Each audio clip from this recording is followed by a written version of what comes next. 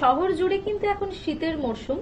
হ্যাঁ, ভাবতে ভীষণ একটু অন্যরকম লাগছে যদি গানের কথাগুলো একটু অন্যরকম হতো। শহর জুড়ে প্রেমের মরশুম, প্রেমের মরশুম তো অবশ্যই। শীতের সঙ্গে প্রেমের তো একটা অন্যরকম সম্পর্ক। তবে আপনাদের সঙ্গে কিন্তু আমাদের সম্পর্কটা আরো একটু অন্যরকম। মনের জানালার সকালটা যখন শুরু হচ্ছে আপনাদের সঙ্গে নিয়ে, তখন সকালটা তো ভালো হবে এটা আশা করা যায়। আর আজকের সকালে যাকে আমরা পেয়েছি, আসুন তার সঙ্গে আপনাদের সকলের আলাপ করিয়ে দিই।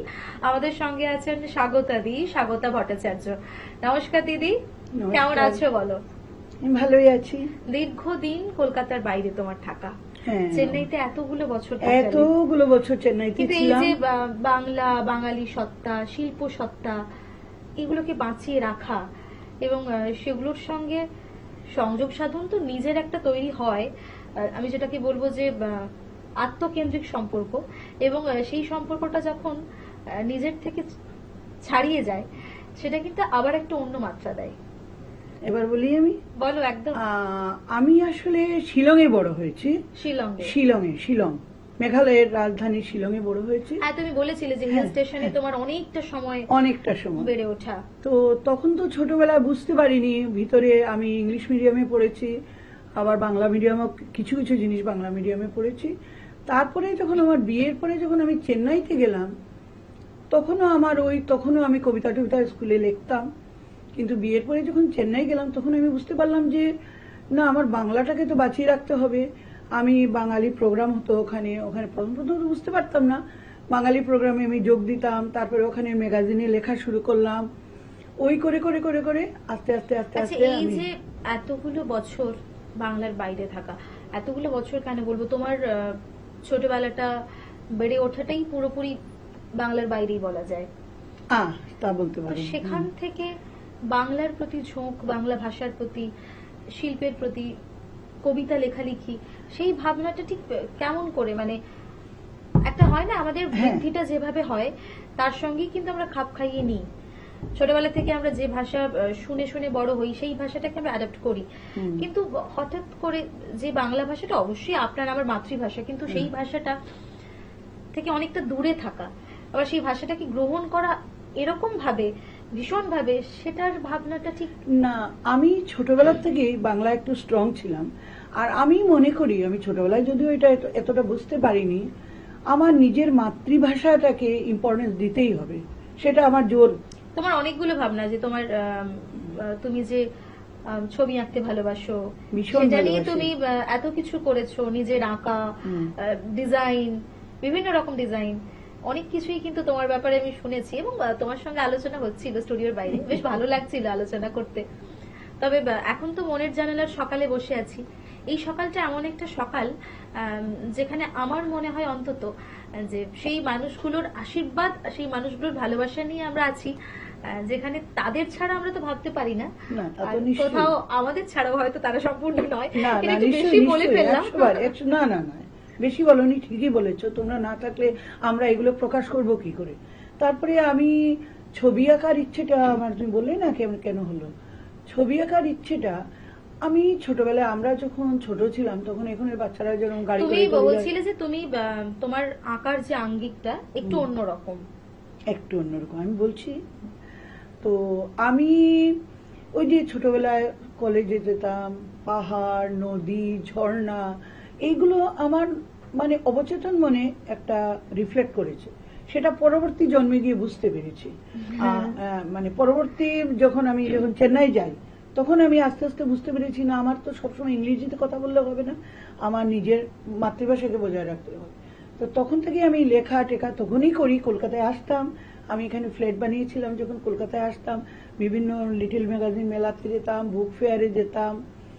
আর পাশাপাশি আমার বিয়ের পরে আমার হাজবেন্ড, ও হচ্ছে শান্তিনিকেতনের প্রাক্তন ছাত্র, কলাভবনের গ্রাফিক আর্টস নিয়ে পড়েছে।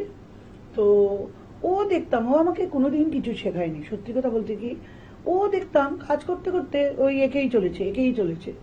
ওটা আমার মনের মধ্যে। আর আমি তো ছবি আঁকার একটা, মানে আমার কি বলবো, ছবি আঁকার মানে একটা ছবি আঁকা, তারপরে রান্না করা, সবার সাথেই সবার একটা ইন্টারলিঙ্ক, সব এস্থেটিক পার্টগুলো, এস্থেটিক আচ্ছা, তোমার পার্টগুলো, সঙ্গে আমি তো আরো ওই গল্প এস্থেটিক করব। পার্টগুলো। তোমার যে লেখালেখি গুলো, তোমার নিজের লেখা কবিতা, সেই কবিতার একটু আমাদের শোনাও, আমাদের বন্ধুদের আচ্ছা। ভালো লাগবে আমাদের শুনতে। ঠিক আছে, আমি এর মধ্যে রিসেন্টলি এমনিতে আমার এই 5টা বই কলকাতা থেকে রিলিজ হয়েছে। এই একটা, এটা আমার ফার্স্ট বই, এটা আমার ফার্স্ট বই। আচ্ছা, একটু দেখাবো আমি। হুম, জোয়ারের টানে, টান। জোয়ারের টান, জোয়ারের টান। স্বাগতা ভট্টাচার্য। ভীষণ সুন্দর প্রচ্ছদটা কিন্তু। এই আমারই আঁকা, ওয়াও, এসবই আমারই আঁকা। এটা আমার দ্বিতীয় বই, ভীষণ ভালো। এই প্রচ্ছদটাও সব সমস্ত আমার আঁকা, প্রচ্ছদগুলো। সব স্রোতের আমার আঁকা। বুনোট, স্বাগতা ভট্টাচার্য। এইটা আমার তৃতীয় বই, আলো। আলিয়ার আলো, স্বাগতা ভট্টাচার্য। এটা সত্যি আমার ভীষণ চতুর্থ সুন্দর। বই, রূপান্তরের চৌকাঠের। পেরিয়ে। এইটা আমার পঞ্চম বই, English. somebody translated my Bengali Wow. poem. 50 selected poems, Swagata Bhattacharya. বাও। তো এই সমস্ত বইগুলোতে তোমার আমার সবগুলো আমি নিজেই প্রচ্ছদ করি। কাজকর্মগুলো আমরা দেখতে পাবো। হ্যাঁ। তো তুমি এই বইগুলো থেকে কি কিছু শোনাবে নাকি আমি অন্য কিছু এখান শোনাবে? থেকে পড়ে শোনাচ্ছি। প্রথমে এটা আমার রিসেন্টলি লেখা, সেগুলো পড়ছি। নোনতা অবসাদ। আমি কবিতাগুলো মেইনলি সমাজের, বিশেষ নারীর, এই যে সমাজের অবক্ষয় নিয়ে লেখা, নারীর নির্যাতনের ব্যাপারে লেখা, শিশুদের প্রতি যে অত্যাচার হয় সেগুলো নিয়ে লেখা। আচ্ছা। তো তারই একটা পড়ে শোনাচ্ছি। আমি এক পরিত্যক্ত নগরীর এক ভগ্ন প্রাচীরের মতো ধ্বংসস্তূপে দাঁড়ানো এক একাকী ইতিহাস, কঙ্কালের পাঁজরের মতো শেষ বসন্ত ইতস্তত পড়ে আছে শুকনো পাতার মতো। সেই নেশাগ্রস্ত দিন, নেশাগ্রস্ত রাত, অযুত নিযুত কাকর ফুটেছে পায়ে, ক্রান্তির খোঁজে কেটেছে উপবাসী বেলা। দম্ভে সাজানো ক্ষমতার উষ্ণিষ সত্যের কাছে আমি অসহায়। নিভে যাওয়া স্বপ্ন, কুঁচকে যাওয়া রাত, নোনতা অবসাদ, সুতো কাটা ঘুড়ি থেকে ক্রমশ নিচে পড়তে থাকে। উদ্ভাবনের অজামিতিক রেখাগুলো আকাঙ্ক্ষার পরিধিতে কাটাকুটি। আমি কি সেই নারী যার জন্মলগ্নে লেখা ছিল এক তির্যক গোধূলির নির্বাক প্রশ্ন? আমি কি সেই নারী যার অক্ষম নিরুপায়গুলো মাঝ নদী বরাবর? আস্ত বিকেল দৌড়ে যায় নিবিড় জঙ্গলের দিকে, বাঁচার সাধনা নিষ্ঠাতে মজে থাকে। নদী এসে আমার চোখের জল মুছে দেয়, এ রেখে যায় কবিতার কিছু সিদ্ধি প্রসাদ। বাহ, অসাধারণ। সত্যি একটা নারীর যে কি ভীষণ আত্মকথন থাকে, সেটা কত রকম, কত ভাবনায়। আর কি শোনাচ্ছ বলো? হ্যাঁ, শোনাচ্ছি। ধন্যবাদ, তুমি যে কবিতাটা মন দিয়ে শুনলে, আমার ভালো লাগলো। তোমার কবিতার যে বিষয়বস্তুগুলো তুমি বলছিলে, আলোচনা করছিলে, যে একটুখানি নারীবাদী কবিতা, নারী। একটুখানি প্রতিবাদের কবিতা, প্রতিবাদের কবিতা, বিদ্রোহের একদম কবিতা তুমি হ্যাঁ। পছন্দ করো হ্যাঁ। বা লিখতে ভালোবাসো। ভীষণ ভালোবাসি আমি। স্টোরিও শর্ট স্টোরি লিখি, কিন্তু কেন জানি না আমার নারীদের প্রতি যে অন্যায় অবিচার হয়, সফট কর্নার তো আছে একটা ভীষণ আসলে soft মনে corner। প্রাণে। আমরাও তো নারী শরীর এবং নারী মনে বেড়ে উঠছি, তো সেটাও তো একটা প্রকাশ। আমি নিজেও কিছুটা ভুক্তভোগী, তার থেকে এগুলো আরো জোরদার হয়েছে। চলো পড়ে শোনো। আরেকটা পড়বো। একদম। প্রিয়তম ব্যথা। রুগ্ন বিকেলটা মরচে পড়া বারান্দার একরত্তি ঠোঁটে সহস্র শব্দে তলিয়ে যাওয়া এক ইতিহাস। ঘোমটা দেওয়া এই বাড়ির একলা অন্ধকারে জড়িয়ে ধরি ভারী হয়ে আসা চোখের নিবিড় ব্যস্ততা। শব্দহারা নির্জন রাতে দেওয়ালে বন্দি নিয়ন আলো, ফেল ফেল করে তাকিয়ে রাতের প্রতিটা প্রহর। কয়েক হাজার ব্যঙ্গ চুম্বনে আলো জ্বালা জানলাগুলো একে একে নিভে আসে রাত্রি ঘুমে। ক্রমশ মিলিয়ে গেছে পলাশের দ্রোহ। অনুভব ক্রুদ্ধ হলে আকাশের পাখি হয়ে মেলে ধরি অবুজ টানা। ঝরে পড়া আনন্দ উল্লাসের বেকুলতা অট্টহাসিতে চমকে যায় নীল পায়রার দোল। লেখক সূর্যের কলমে গর্ভধারণের প্রিয়তম ব্যথা উড়িয়ে দিয়েছিল তার বিজয় নিশান। অসাধারণ। আচ্ছা, বাংলা বাইরে থেকে যেটা তুমি বললে যে খুব ছোট থেকে তোমার একটা বাংলার প্রতি ভীষণ টান, শব্দ চয়নে কিন্তু তার সেই মাত্রাটা তুমি রেখেছো। আরেকটা কবিতা শোনাও আমাদের তুমি, আচ্ছা, যে কোনো কবিতা, তোমার ভালোবাসার কবিতা বা তুমি যেটা ভালোবাসো সেই কিছু কবিতা আমাদের মনের জানালার শ্রোতা বন্ধুদের সামনে তুলে ধরলে ভালো লাগবে আমাদের সবার। হ্যাঁ, নিশ্চয়ই নিশ্চয়ই। নারকীয় আনন্দ। কারো কারো ভোরের সূর্য পৈশাচিক উল্লাসে সততাকে তছনছ করার নারকীয় আনন্দে অঙ্গীকারবদ্ধ। শিশির ঝরবে না আজ, রাতের মায়ায় পল্লবিত কালো কালো ছায়া।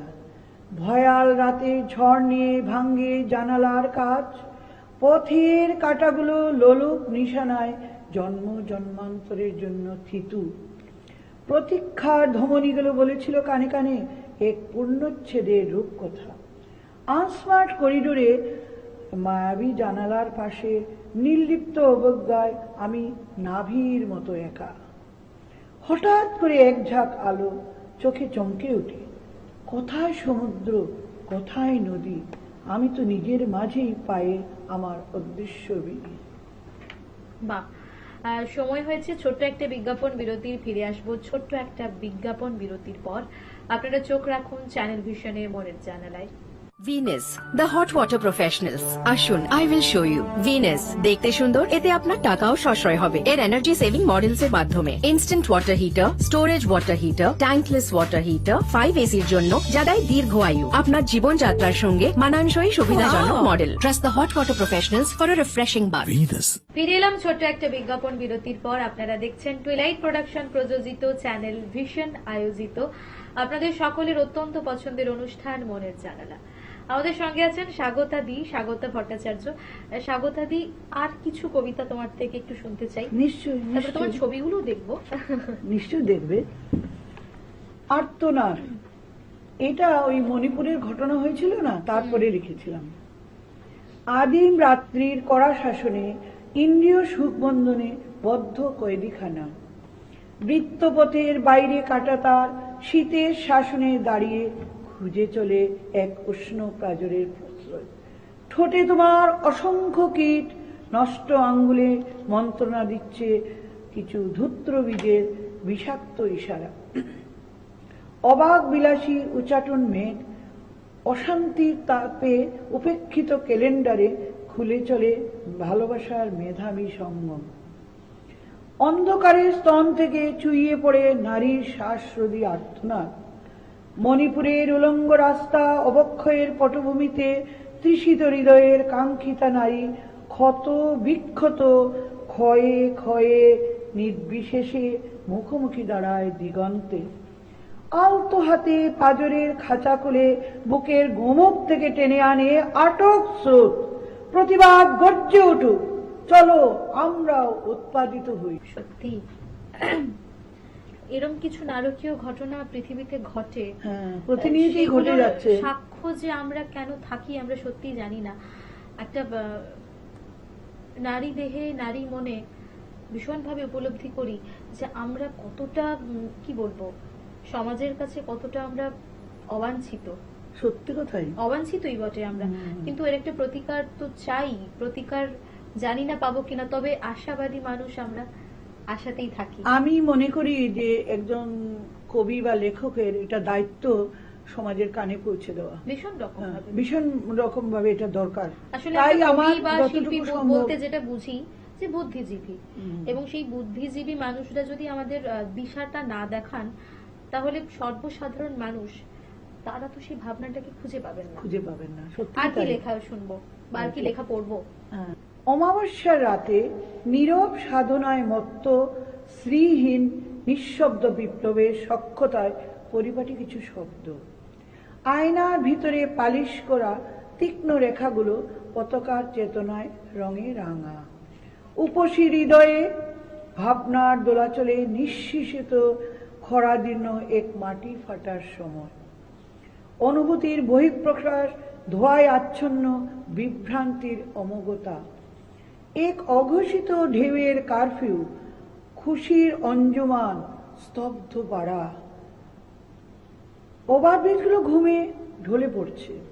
ধনের কাছে শুয়ে থাকা সম্পর্কের ছায়ায় ঢাকা অন্ধ বট গাছের বারান্দায় দূষিত রক্তশোষিত রাশভারী আলাপন, বিপন্ন বিল্লপত্রের পবিত্র অহংকারে নদীর উপর ছুঁড়ে ফেলে উগ্র বেবিচার, খসে পড়া শরীরের আবরণে এক একটা করে গভীর খাদ আর আগামী রাত্রি।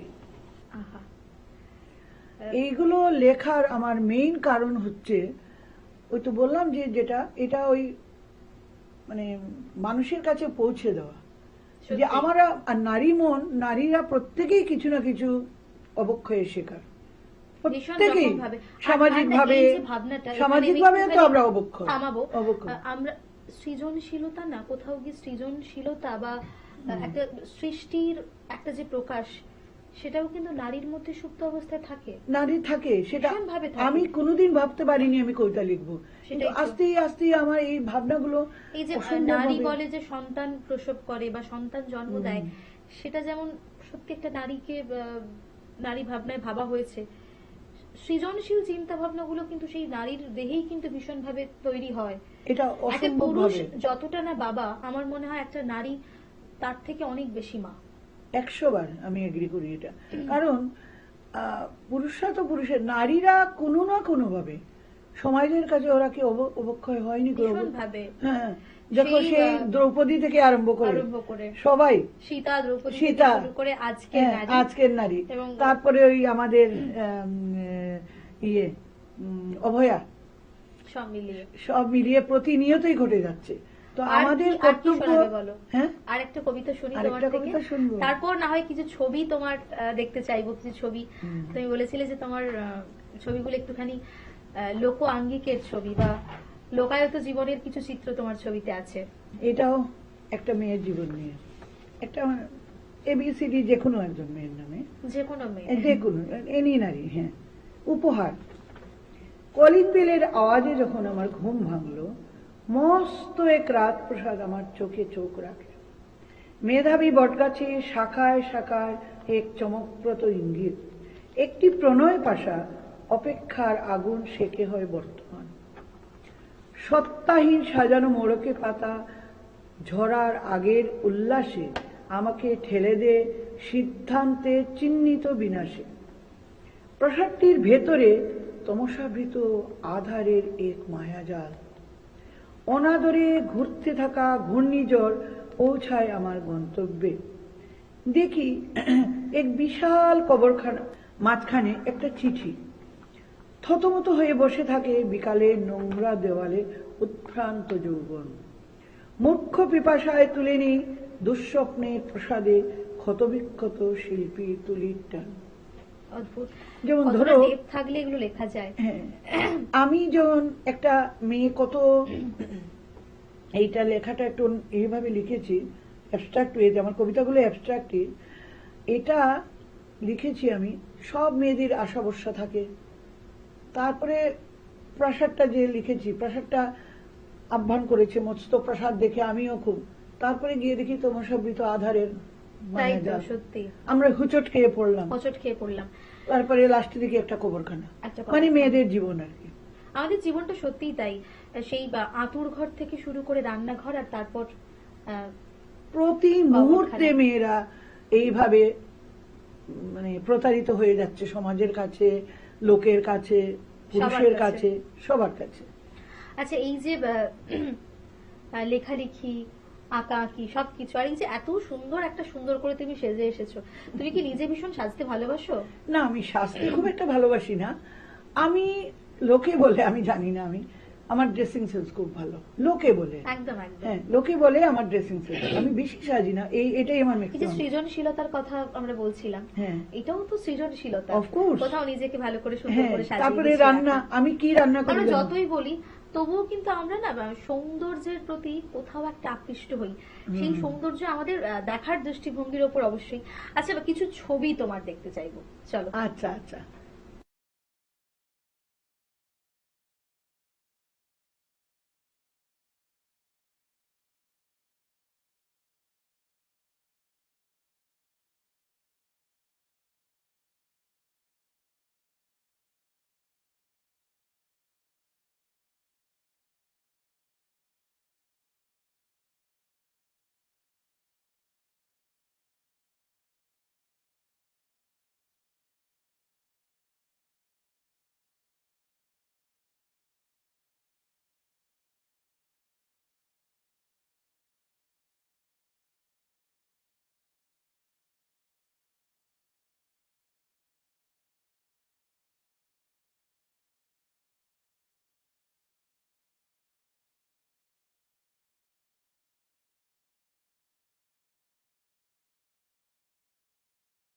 আচ্ছা, এই যে এতগুলো ছবি দেখলাম, এই যে আঁকার ইন্সপিরেশনটা কোত্থেকে এলো?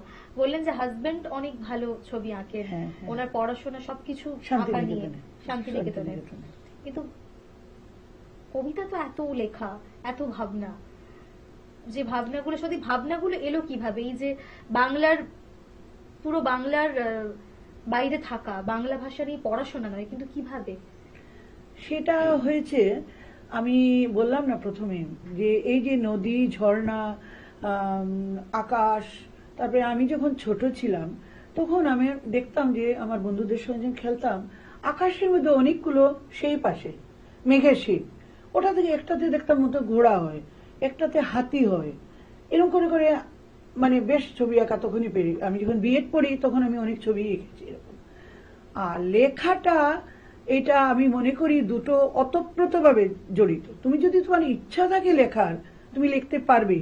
আর ভাষা যেটা আমি লিখি, ভালো লিখি কি খারাপ লাগে আমি কিছুই আচ্ছা, জানি একটা না। কথা এই প্রসঙ্গে সেটা বলি। মানে ছোট থেকে আমরা খুব শুনতাম যে পড়াশোনা না করে কিছু করা যায় না, ফাঁকি দিয়ে কিছু হয় না।